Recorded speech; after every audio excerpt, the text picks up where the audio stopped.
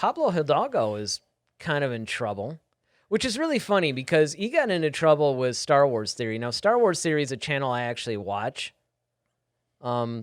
He's kind of similar in a way to what we do, except there's two of us and there's one of him, but it's really more like he just gets on camera and he talks about Star Wars. Now, granted, he'll use a lot of, like B-roll and stuff. He'll do some live streams, but a lot of stuff he does is pre-recorded too. But yeah, apparently, and this is what was funny. I ran across this video. I didn't watch it, but he put out a video that said Pablo Hidalgo made me cry or something like that, or laughed at me for crying or whatever. Right. And at first I just thought it was another, okay. Thing. Well, I didn't think it was fake because Star Wars Theory is a very legitimate guy. He was the one actually that made the Vader fan film that Lucasfilm made him take down, and he had to fight to get it put back up. And, they finally relented, and it was a long battle. But essentially, I just passed it by because I thought it was another one of those maybe, and it was. I mean, he did tweet and all that, but I didn't think it was going to blow up like this. And then all of a sudden, I started seeing all these stories about, now Pablo's like, he had to apologize, but he still made it like part of his banner or something. And apparently the way that Pablo did it was way worse than what I thought it was. And basically he made fun of him for crying during Luke's return, which of course, the video that you sent me, I mean, there was a lot of people that were reacting quite emotionally about it. And I mean, I myself, to be honest, teared up. Now, granted, I didn't have tears about Luke's thing. Where I started crying, the whole Baby Yoda thing. Yeah, it was when Din was holding Grogu, and kind of saying goodbye. And I mean, I teared up, man. I was crying, literally crying during that scene because it was just so touching to me, and I didn't expect it. Sometimes when an emotional scene hits and I'm not expecting it, that's when, it'll just hit me. I cried when Darth Vader died. Here I was, a little 12-year-old kid, like, wiping away like real tears when Darth Vader was dying, because it's like, he can't die, man. He's Darth Vader. Plus, I wanted to see him good. It was sort of like, we got a little bit of that with Ben Solo. It was so satisfying to me, and I didn't think it would, because you remember, I didn't want Kylo to be redeemed, but when he was, I was just so moved by it. Like, man, I really like this guy as a good guy. And that's where this was coming for me. I mean, I just thought that, this was sort of, and I didn't read all the particulars. I'm sure you got a lot of that stuff, but I just thought, what is wrong with these people at Lucasfilm? They create something, fans respond positively to it, and then they make fun of them. Even Gina Carano came out today in defense of the whole situation. Mark Hamill kind of softly did it. And I don't think Pedro Pascal said anything about it, but it was just so funny that, like, it's just causing, like, such a big thing. I almost wish he would make fun of us. That way we could get in the news too. And so what do you got? Okay. So, Pablo Hidalgo. And this is a guy that I've conversed with on Twitter before. And he's always been actually reasonably cool writing back to me about stuff. Well, let's see. On December 17th, a popular Star Wars YouTuber joined roughly 30,000 fans as he live streamed his reaction to the season 2 finale of The Mandalorian. The YouTuber, who most often goes by the name of his account, Star Wars Theory, and has also been referred to as Twos in some press reports, watched mostly in concentrated silence during the first 30 minutes of the episode. But when a Telltale X-Wing fighter cruised into view, he jumped into his seat as a childlike grin washed over his face. "Don't give me hope, bro," he said to no one in particular. Roughly a minute later, when he saw a cloaked hooded figure... So we did. Separately, of course. That's exactly how I was like, no. Nah. Right. So when he saw a cloaked hooded figure wielding a green lightsaber appear, Twos burst into tears. Certain of what the episode later confirmed, it was Luke Skywalker. For the next 15 minutes, Twos wept as the episode unfolded. When it was over, he seemed slightly embarrassed, but mostly dumbstruck, all at the deep feelings that the episode invoked in him. "Thank you, Lucasfilm. He said, still wiping back tears. This is what the little 6-year-old kid in me wanted to see. 10 days later, Tooze had a different sentiment entirely for Lucasfilm, exposing once again that the delicate and precarious relationship between the studio and its most vocal fans, and at a moment where it seemed like Lucasfilm and Disney had put the worst Star Wars fan unrest behind them. Tooze posted to Twitter that he noticed that Pablo Hildago, a top executive in Lucasfilm story department, was commenting on a thread that was ridiculing Tooze's emotional reaction to Luke's appearance on The Mandalorian. Because Hildago's account was private, however, Tooze could not see what the exec was saying. So, let's see. No, I'm not crying. Yeah, exactly. Be careful. I know, right? But when he learned what Hildago had tweeted, emotions are not for sharing, Tooze was outraged, interpreting Hildago's remarks as indeed piling on the mockery of his genuine emotions. By that point, Hildago had deleted the tweet, but rather inexplicably, he also put a screenshot of it as a banner over his account. Tooze took it as more of trolling. You're telling people that it's not okay to have emotions about the work your company produces, and you're making fun of them for crying, he tweeted. Not okay. All right, well, we got a lot of chats here. So basically, Ronaldo says, I can't believe how this has exploded. The first time I saw the tweet, I didn't think Pablo was making fun of Theory, but I didn't understand what Pablo was referring to. He says, then I saw the live stream in which Theory talks about the subject, and I came to understand that he was making fun of him, and he had to apologize. Then Dwight basically says, Pablo was saying you shouldn't broadcast emotions, but clearly he didn't realize that it was not a reaction video, it was a live watch party, so his critique was way off base. And then Ronaldo, of course, finishes this up. But then I looked at the tweet that Pablo was replying to. A user was criticizing Theory, saying he faked his reaction. And now I think Pablo was actually defending him. Please don't cancel me. Yeah, this whole thing is kind of weird because you also have to understand that there was already a little bit of bad blood between Theory and Pablo. And, Lucasfilm in general, because of the whole Vader fan thing. Yeah, so I'm wondering how coincidental that is.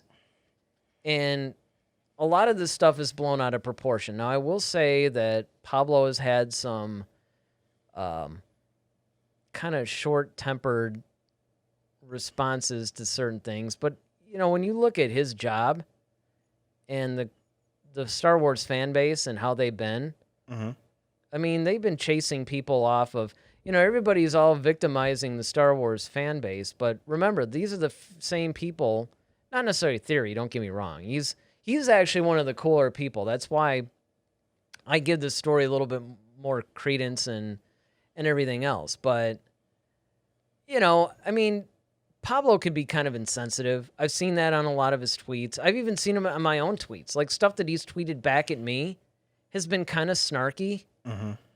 And I've let it go only because I'm like, well, all right, he probably deals with a bunch of people all the time. And look, Star Wars fans, as innocent as they try to play it, they're the same ones that chase Kelly Marie Tran off. They're the same ones sending death threats to Rian Johnson. You know, they're the ones that are getting their panties in a bunch because of certain things that happen in a movie or something. So you have to weigh that. But at the same time, there's also a lot of Star Wars fans like us, like the people that watch our channel, thank goodness, like Star Wars Theory, who are legitimate fans who are spreading the gospel of Star Wars and really want to talk about this and genuinely feel something. I mean, everybody forgets that when people make movies or make TV or whatever it is, any kind of an art, the idea is that you want your audience to feel something or not feel something. There's, you know, it kind of goes both ways, like play the silence, so to speak. Right? So Pablo can sometimes be very insensitive. So I'm thinking that. And Dwight's saying Pablo was not defending him. He thought it was funny as well. I mean, you know, I get it. I mean, it's one of those things where sometimes when you see people doing stuff like that, you kind of want to make fun of them. And I don't know. I still haven't seen the video. Well, here's the thing. when you're an executive, when you're representing a company, you just sometimes have to just stay off social media sometimes. Or just sometimes you just have to just log out. Because everybody does not get, your sense of humor. That's something that, okay, if you wanted to, you screenshot that and send it in an email amongst, everybody at Lucasfilm, people who know you. You see what I'm saying? Like, there's just certain things that because you just, no one, it's no different than like text messages. Like, everybody doesn't understand or can't see your intent in the message. So I don't know if you're just joking, you're just like, haha, I'm just playing with you, man. Or if you're really serious about like, he almost did like a whole, fear does not exist in this dojo type, Well, it kind of goes back to you and I when we worked at, the school district we did, and the board meetings were just so, like we couldn't believe how stupid these people were acting, and they're actually adults, educated ones at that. Now, how many times do we say, wouldn't it be cool if we made like a commentary video and put it out on our channel? Exactly. Our school channel, not this one. But, we didn't do that because of the position that we were in. Exactly. That, even though you could do this whole like little comedy thing, it might not be viewed as funny by the people that are you're making fun of and are also signing our checks. Exactly. So I mean that's kind of one of those things that you have to balance, and that's the thing. See, if Pablo wants to get on there, I think it's great that you have people at the Lucasfilm Story Group that actually interact with the fans, answer their questions, do stuff like that. But like you said, they have to show some professionalism. Yeah, you have to understand that, like, although even with Gina Serrano, like she's been in hot water for saying stuff because she's like, well, this is my personal page, but you're still representing an organization that your face is attached to. That's current. Like I could see, if this was like, like if the last thing she had done was the Fast and Furious stuff, and yeah, and it was just like, and you're talking about, something on that show or that, it's like, okay, well but you're currently a star on The Mandalorian, so people are currently watching you and you're referencing things based upon that particular show. So yeah, what you have to do, like what a lot of stars will do with Facebook. I'm not really sure how this will work with Twitter. I guess you could do it the same way, but you basically have the official page and the unofficial page. The unofficial page is like your family, friends, whatever. But on the official page, that's kind of like a brand. Right. And that's what a lot of these actors don't realize. Now, granted, it's not like anything she said was super terrible. And even Pedro Pascal came to her defense and all that. But it just goes to show you that, you have to be careful about what you're saying. And part of the trade-off of being this famous person and this basically like your name is a brand now, yes, you have some benefits from that, but the trade-offs are you can't have the personal life that you once had. Right. You no longer have the anonymity that you once had. That's what kills me about people that get famous. And don't get me wrong, I understand all the trappings and why it's, it's not necessarily what a lot of people signed up for, but you spend all your time trying to get people to know who you are, and then you want anonymity all of a sudden. It's kind of like, okay, it's because you didn't know everything that was involved. And, usually when people say that, they want that level of fame where people know who they are, but they don't necessarily recognize them. Right. Like they're not super famous. But once you are on a prominent show like The Mandalorian, yeah, you're going to deal with fame and you're going to deal with a certain level of, hey, you have to keep certain things out of your social media. It's no different than in jobs. It's like it used to be that these guys would go off and start partying and all this stuff on the weekend. Well, guess what? You can't post that. If you work for some Fortune 500 company. If you're like the senior vice president. Yeah, or something like that. You can't, basically like post videos of you snorting cocaine off of a stripper. There's just certain things that you can't do. That's one of the things that. It's only frowned upon. Yeah, and everybody's like, well, my page, no, that's not how this works. Another thing that kills me. I see this on Facebook a lot. Not so much on the other ones, but the Facebook one. This cracks me up. People will post all this stuff, all this drama that's happening in their lives. Somebody will comment on it, and they're like, well, why are you commenting on this is family business or whatever? I'm like, if it's family business, keep it off of a public page. Right. Yes, I realize that it's your page and you can post what you want, but if you're posting it publicly, guess what? People are going to comment on it. Exactly. You can't all of a sudden be like, well, I don't want you commenting on this. So it's just so stupid that people don't understand this they don't think about it because it's a new world we're basically living in. Ronaldo says, Pablo has been rude at times. I can actually, like I said, attest to that. He's been rude to me. And I agree with Daryl that people in high positions at Lucasfilm should stay away from social media. Yeah, for the record, I said that too. You can, but much like Han shot first, Daryl he basically said it first. And we must remember that most of us are good fans. Toxic fans are the ones who make the most noise. That's true too. And the other thing is that a lot of times it's the casual fans that they're not aware enough of all this stuff to even comment on it. Mm-hmm. The ones that are sending Rian Johnson death threats are not the casual fans. No. And in fact, the toxic fans are usually the more hardcore ones, and they give the rest of the hardcore fans a bad name. Yeah. Dwight says, I agree. It has happened before. The only difference is that Star Wars Theory has so many subscribers, many of which came to his defense. Yeah. I so want to be Star Wars Theory when I grow up. And then, of course, Dwight is agreeing with Ronaldo, which I thought I'd put that up there. In the spirit of unity that is our show, everybody on our show generally gets along.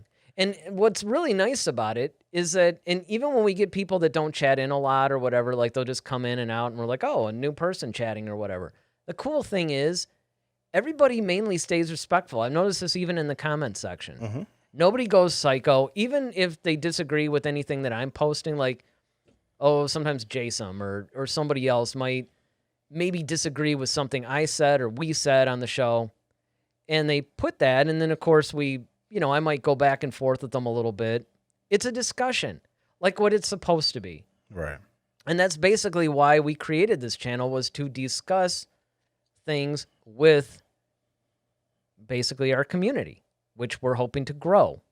So if you like this video, don't forget to subscribe and hit that like button.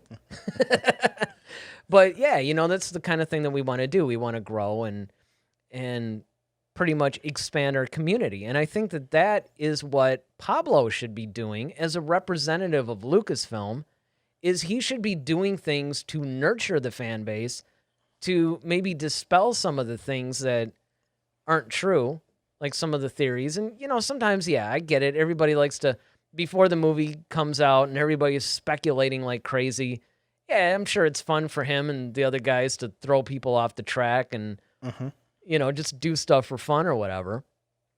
But the point is, try not to take it to the level of where you're actually laughing at or personally insulting all this stuff. Ronaldo, I almost said Pablo. It would be a day if Pablo started commenting on our show. He'd be rude about it. He probably would, actually. Ronaldo says, we are the light side of the fandom, guys. Yeah, well, that's one of the things that I noticed that was really cool, is that we tend to attract the more sensible. But again, you get what you put out there. All right. Cobra Kai. It's still on my mind, man. See what you did there. I mean, Cobra Kai was so good this season, you guys. But, I mean, that's the thing. It's like we basically are the type of fans that we seem to attract. So that's pretty cool. But as far as Pablo goes, I don't know how this one's going to end. I mean, I don't... Yeah, I mean, I think it's going to blow over once again. Like, I think. Well, yeah, I don't think it's going to be a thing, but I mean, I do think that it's kind of an unfortunate. It's weird. I mean, it's kind of came out of nowhere. It's like there's enough Star Wars stuff happening. Well, yeah, I mean, it's just the fact that you're not used to getting, when you have top execs, and that's the thing. It's like your position. If you were just like a camera operator, no one would care. But like, you're one of the lead guys of, that's almost like a Filoni or Favreau. Or anyone else, or Kathleen Kennedy got on there and start popping off at people. Like, you're the face of this company. Funny thing is you look at the crap that Rian Johnson gets on a daily basis, and look at how he handles it. Yeah, exactly. And that's what I was going to bring that up, is that, for all the grief that he's caught, I'm surprised he hasn't run off social media. He's laughs and jokes about it and some of the stuff, I'm honestly surprised he hasn't done some terrorist plot, to be honest. Like he's the guy that blows up the next Star Wars convention. Not that I'm giving any ideas out there, but right, exactly. It's kind of the next thing to the Nashville bomber or something, that he's going to go off and do something crazy because he's been so browbeaten on social media. That's got to do something to you. I mean, it takes a special kind of person to weather that and still have a good sense of humor about it. Well, that's why most people just don't even get on it or read too much into it. They just keep pushing. Yeah, I mean, you almost have to. Either that or do it for entertainment. But what about you guys? Do you guys think that Pablo, well, first of all, I don't know if anybody would agree that Pablo was actually acting in the best interest of Star Wars fans, but how big of a deal do you think this is? Do you think that this is something that should really be made too big of a deal out of, or do you think that this is something that maybe, shouldn't? Actually, I don't really know what to ask everybody about this. I mean, just, give us your thoughts. Yeah, just give us your thoughts on the whole situation. Put in the comment section your thoughts on this, and we'll entertain any one of them. Head to Head, a Star Wars podcast. Be sure to follow us on Twitter @HeadToHeadSW. Submit your questions for our next show. Visit our official website at headtoheadswpodcast.com. Until next time, may the Force be with you, always.